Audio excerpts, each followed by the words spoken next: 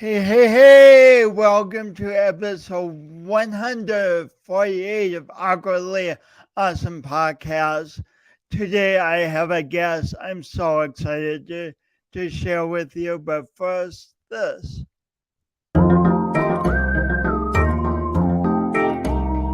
Today's guest, Jeff Griffin.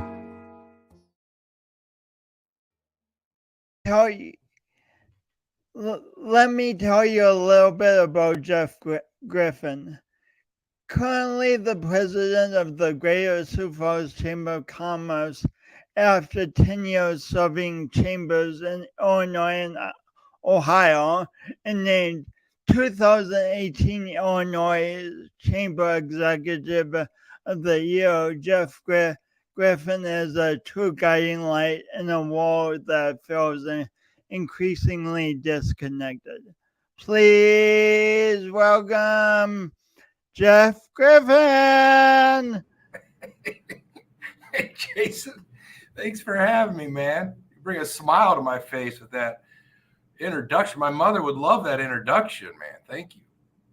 Cool. I actually did it just for your mother. All right, I'll have to send her the podcast. Awesome. So, first, for viewers who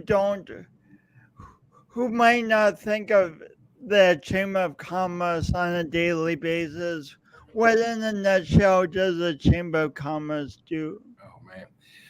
Well, in a nutshell, that's a challenge. The easiest way I describe it to people is the Chamber of Commerce exists at the intersection of business, community, and government. And that's how voluntary groups of business and community leaders since the beginning of our country have expressed ideas, advocated for their communities, because it's a clumsy intersection to get the needs met of those three entities. Because oftentimes what funding may improve something over here becomes a challenge in another area. So you're always like those expandable balls you get. You know, what you do over here affects something over there. And so at the heart of all of those things, where I think the magic is connecting people with one another. Because sometimes the issues, we can get anonymity to the issues that they don't affect people, but it's our job, my job, to make sure that people are connected with one another to try to make the decisions in the best interest of the entire community. What's your biggest joy in connecting people? Oh, well, it's really just that is watching those connections take hold. I mean, this chamber's been around nearly 120 years, and you'll see people reaching their retirement age, and at the retirement celebrations, they're talking about a business connection they made 50 years ago that helped their business get started. And and now with our young professionals group growing, getting those connections and getting younger professionals. Now we call it young professionals, but it's ages 21 to 40. So there's about 3 or 4 different life stages that happen amongst those 20 years, right?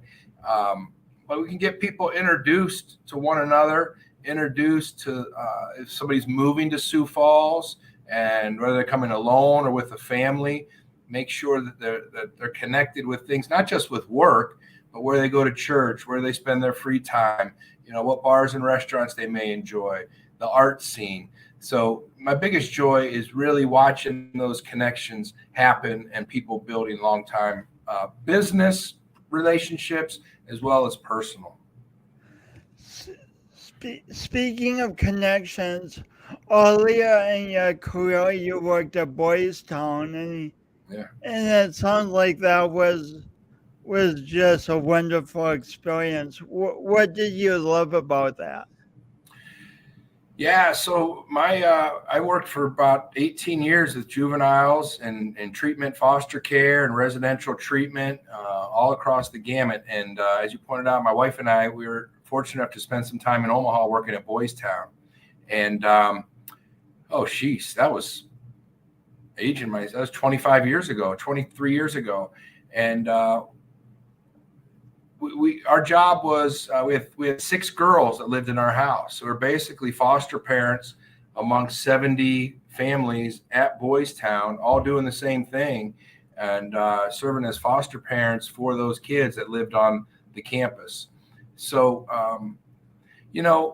these kids that we worked with just didn't have the same blessings I had growing up with 2 parents in a household and aunts and uncles to take care of you. And it had a tough hand dealt to them along the way. Mm-hmm. And people don't realize, well, I shouldn't say people realize it's just hard to understand. Some of these kids, when they're born, they're already 9 months behind because they may be born to a mother that didn't have the proper prenatal care. So they're already at a disadvantage. So getting them to build relationships, to trust others, it's a challenge, and it's a skill many of them have to learn as teenagers or even later in life. So it's just really, I don't know. There's so much about that job that I love. I love my current job, but there are parts of working with the kids on a daily basis in an environment like Boys Town that I sure do miss. What a place to have an impact that can ripple out into the world. Yeah. Well, they had an impact on me, I'll tell you that, because it took me a long time I didn't realize until an adult that I took for granted so many of the blessings that I had in my life. So it's helped me, today in today's political environment, business environment, there's a lot of finger pointing back and forth. We do it better than you, and our social program is better than yours. And my experience at Boys Town and working in social services, I think it's allowed me to slow down a little bit and understand that there's a lot at stake. And one, as I said before, what may seem like a good decision isn't necessarily a good decision for everyone. There really isn't a perfect decision for everyone. So the art of compromise is something I think we're losing, and we need to refocus on that, because it's easy to make these broad stroke generalizations. Like, for example, I do think we have a generation of workers that have become not all of them, but the idea of complacency or not hitting their full potential. I think some of the government programs that are too much of a giveaway, I think help breed that from one generation to the next. And I think that's more an indictment of us as a society and not individuals. Because if an individual's not learned the joy of work and the joy of how they can reach their highest potential, then they're not individually to blame for that. They still have to learn that. So I'm not turning into a grumpy old guy that's saying everybody needs to pull themselves up by their bootstraps no matter what, because people have different situations from where they came from. But I do think we need to sharpen our axe a little bit and get back to what work means in this country. Speaking of sharpening our axe, I'm going to read this. In your bio, you say, Jeff, you talk about yourself in third person, which is good for bio. Jeff is a firm believer that the only thing one can control in life is their behavior and actions.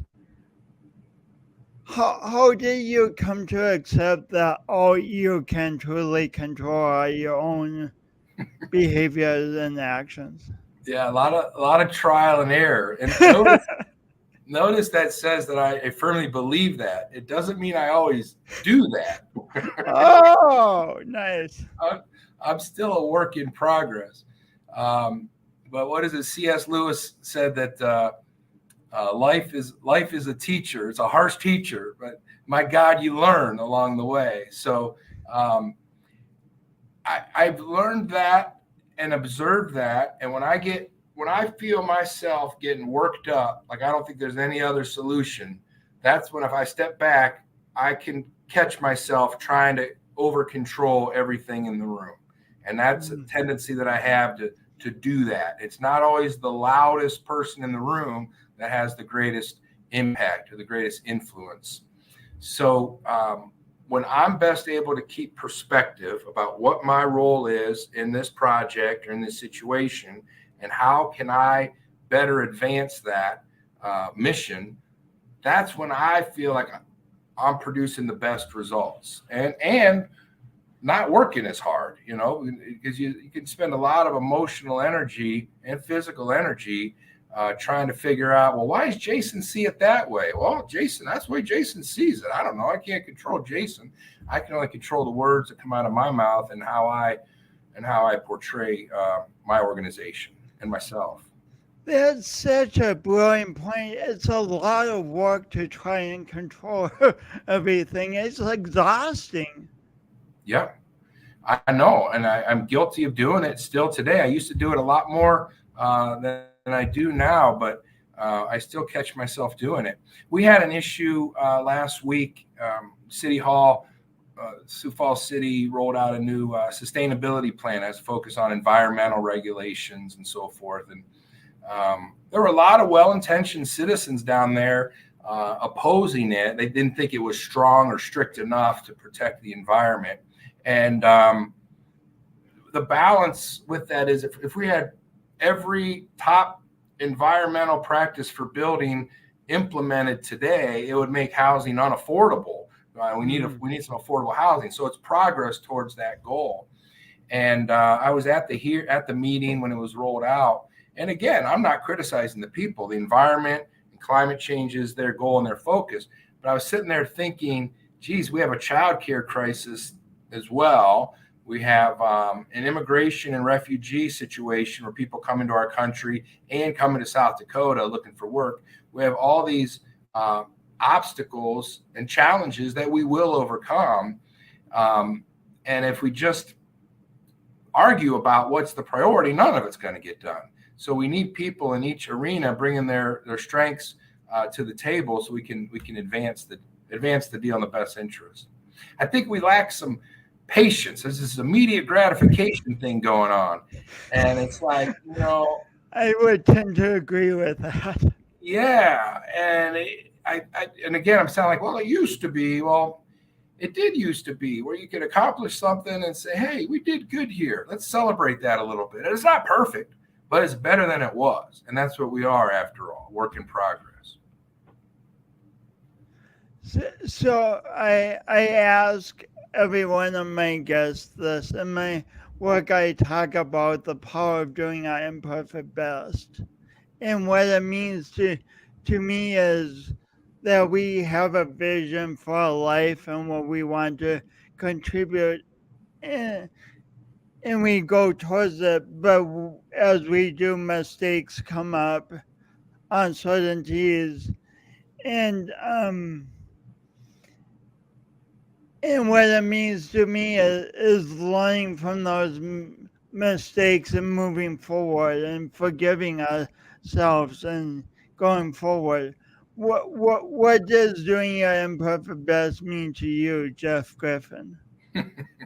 Well, I don't want to start a list of my imperfectness. Imperfect best. Right. Yeah. Okay, you got it. When we we have nearly 2,000 business members, and that's a lot of people. That's a lot of people. They collectively employ about 80,000. So I really need to, and we have 17 staff members plus a boatload of volunteers who help us get our work done. So a lot of variables with that. My God, yeah. And I think I'll answer your question by telling you what I view as my biggest challenge. My biggest challenge is being present for the appointment or meeting or event that I'm at. Because I may have come from a very frustrating event across town, and then I come back to the chamber office and we're celebrating a ribbon cutting in the boardroom of a new business. And I want to switch gears and and leave that there and then be present for the person or people in front of me at the next thing. That's I guess my biggest challenge, and I try to do my best at it, but that's certainly far from perfect. It sounds immensely challenging to go from one emotional experience into another. Like, yeah, sounds immensely challenging. Yeah, but it's I absolutely love my job. It's fantastic, and so often the thing I stub my toe on is the lesson I needed to learn. And if I just don't overreact, I find that people can be forgiving. People don't hold a grudge for the most part. More likely to hold a grudge if I get argumentative. But I'm trying to do this new practice of if I'm in a disagreement with someone, if I say something like, "Oh, perhaps you're right," really take the wind out of the sails and help slow me down, because perhaps they are right. Sometimes I just want to have the argument for the sake of winning the argument, and that's not what I should be doing. Well, thank you so much. Last question I've got to ask you: if a viewer hasn't visited Sioux Falls yet, why should they come? Holy smokes! Well, if your first visit to Sioux Falls is anything like mine, you're gonna be blown away with the hospitality of people, the artwork, the trail system, The bike trail system. Our downtown. Mm. But I guess at the top of the list, I'd have to say is the people. I've only been here 3.5 years, and I've never lived in a place where people are so nice and so welcoming. And so that's the reason you should come check out Sioux Falls, South Dakota. As someone who's lived in Sioux Falls most of my life, that gives me goosebumps. Thank you so much for your time, Jeff, and for sharing your wisdom with us. Hey, you're welcome, Jason. And thank you for not only being a member of the Chamber of Commerce, but you're a shining star, man. You always light up the room, make me happy when I see you at events. So I appreciate you. You always make me laugh, so I love that. Thank you. All right. Thanks, Jason. Oh, these are just so fun for me. Like, we had a shorter conversation, but it was fun. It was profound. I learned some stuff about when I want to control the world around me and observing that and taking a step back. I hope you learned a lot too. And thanks so much for tuning in. Tune in for another great guest next week. Next Wednesday at 1 p.m. Pacific, 2 p.m. Mountain, 3 p.m. Central, 4 p.m. Eastern. You'll get the idea. Have a great day. Thank you.